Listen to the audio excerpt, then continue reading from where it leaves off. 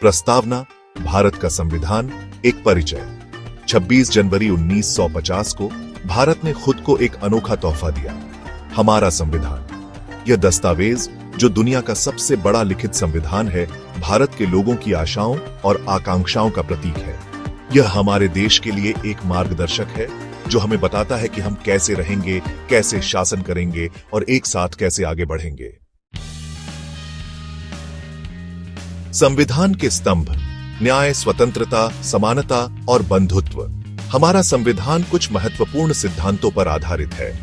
ये सिद्धांत हैं न्याय, स्वतंत्रता, समानता और बंधुत्व।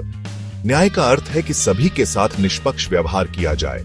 स्वतंत्रता का अर्थ है कि हम अपनी पसंद से जी सकें। समानता का अर्थ है कि सभी को समान अवसर मिले। और बंधुत्व का अर्थ है कि हम सभी एक परिवार हैं, चाहे हमारी पृष्ठभूमि कुछ भी हो। मौलिक अधिकार: हर नागरिक का अधिकार।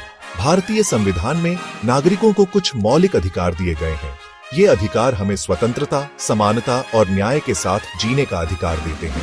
इन अधिकारों में शामिल हैं जीने का अधिकार, स्वतंत्रता का अधिकार, समानता का अधिकार, धर्म की स्वतंत्रता का अधिकार और शोषण के विरुद्ध अधिकार।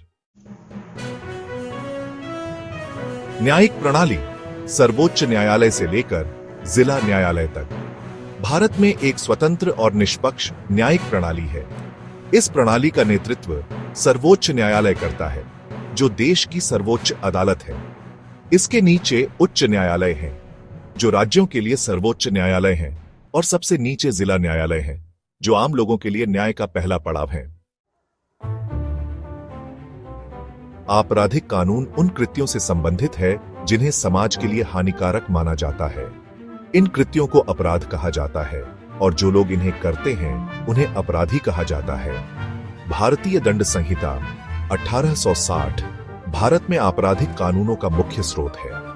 यह संहिता विभिन्न प्रकार के अपराधों और उनके लिए दी जाने वाली सजाओं का वर्णन करती है। नागरिक कानून व्यक्तियों और संगठनों के बीच विवादों से संबंधित है। इन विवादों में संपत्ति, अनुबंध, परिवार और नागरिक अधिकारों से संबंधित मामले शामिल हो सकते हैं। नागरिक प्रक्रिया संहिता 1908 भारत में नागरिक मामलों की सुनवाई के लिए प्रक्रिया निर्धारित करती है। भारत में कई महत्वपूर्ण कानून हैं जो नागरिकों के अधिकारों और कल्याण की रक्षा करते हैं। इनमें से कुछ महत्वपूर्ण कानूनों में सूचना का अधिकार अधिनियम 2005 और घरेलू हिंसा से महिलाओं की सुरक्षा अधिनियम 2005 शामिल हैं। कानून को बेहतर ढंग से समझने के लिए वास्तविक जीवन के उदाहरणों और केस स्टडी पर विचार करना उपयोगी होता है।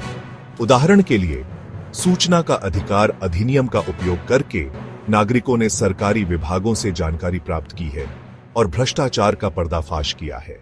इसी तरह घरेलू हिंसा से महिलाओं की सुरक्षा अधिनियम ने महिलाओं को घरेलू हिंसा से सुरक्षा प्रदान की है।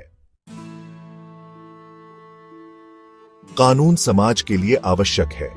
यह व्यवस्था बनाए रखता है, नागरिकों के अधिकारों की रक्षा करता है और विवादों को शांतिपूर्वक सुलझाने में मदद करता है। हालांकि कानून को बदलते समय के साथ तालमेल बिठाना होगा।